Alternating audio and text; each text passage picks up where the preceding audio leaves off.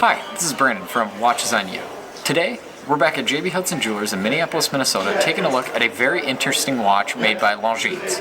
This is the Longines Heritage Diver 1967 chronograph. Without further ado, let's look at the individual features of this watch. Alright, so let's take a closer look at the Longines Heritage Diver 1967 chronograph. So right off the bat, I'm going to start off with the case here, and it's got a 42mm in diameter stainless steel case. The surfaces on the case are mainly polished, with the exception of the little emblem here, and behind that is sandblasted, kind of. But overall, finishing, I really like it. No complaints there. Now, I'd say that the most interesting aspect of this watch is the dial itself. So I'll zoom in here. And as you can see, it's got a tachometer and the chronograph sub-registers here, which, I mean, it's a chronograph, very functional. That tachometer is, I mean, it kind of accompanies that function, makes it even more useful.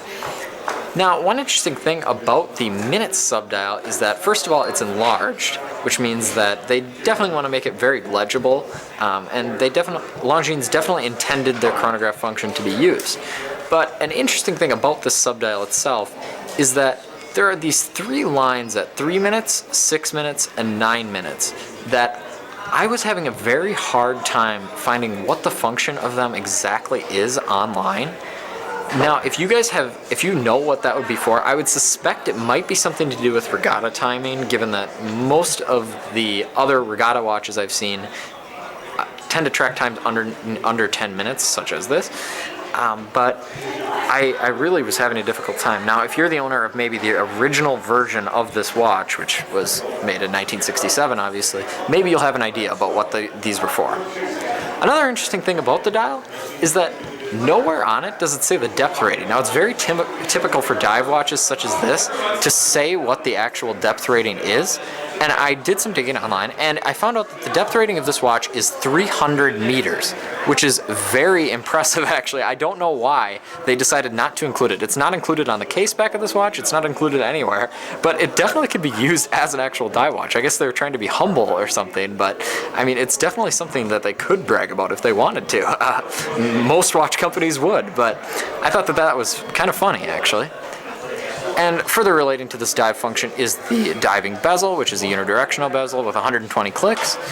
That's probably one thing about this watch that I don't necessarily like. Not the overall design, I think that actually looks really good, but it's actually, the lockup isn't the best, but around this price point, I would expect, I mean, no more necessarily. Most watches have this problem around this price point, but it's still one thing that could have been improved, in my opinion. So now I'll move on to the clasp, which is another thing that I don't necessarily like as much. It's not that it's pressed metal, which it is, but I mean, the construction's actually pretty good. It's pretty difficult to actually put on and take off, just because it's really hard and it's locked. Sorry about the focus there. I'm going to switch to manual focus mode. But it's kind of difficult to use. The finishing is fine. I mean, it's not anything really special, but again, around this price point, you would expect no more. So the strap of this watch is very nice. This one comes on a rubber strap. There's actually a steel bracelet that's available and a leather strap that's available. I like the rubber. It's more sporty, makes it more usable as a dive watch. It actually has a diver's extension as well, as you can see, but that's actually pressed metal. Again, that could probably be improved. It's not the highest indicator of quality. So now I'll try a wrist shot. And as you can see, the 42mm case size is, I mean, it's pretty good. For a chronograph, 42mm is probably on the average to small size. That's fine. I'd like it to be closer to 40, but I mean, it's fine. It's the perfect size. If you like this video, please remember to subscribe and share. Thank you.